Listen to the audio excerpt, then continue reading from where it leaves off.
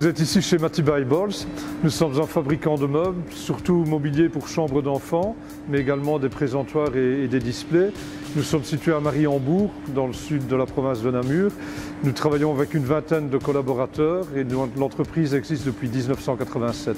Donc la défense de l'environnement, pour nous, c'est vraiment quelque chose qui nous tient à cœur, déjà à titre personnel, mais en plus aussi parce que nous sommes dans le secteur du mobilier pour chambres d'enfants et il est évident qu'on a à cœur aussi de ne pas mettre n'importe quoi comme matériel à leur disposition.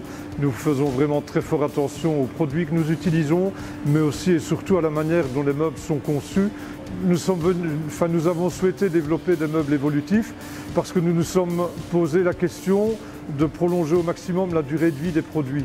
On a donc envisagé l'économie de la fonctionnalité.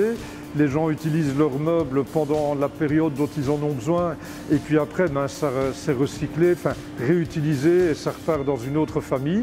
Mais ça implique beaucoup de transport, de manutention, des emballages. Les meubles, c'est quand même volumineux.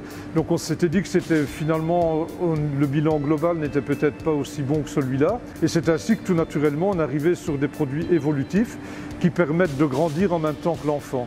Par exemple, le cododo devient un fauteuil, devient un bureau, et le bureau lui-même est réglable en hauteur, donc il peut accompagner l'enfant jusqu'à 12-15 ans sans aucun problème.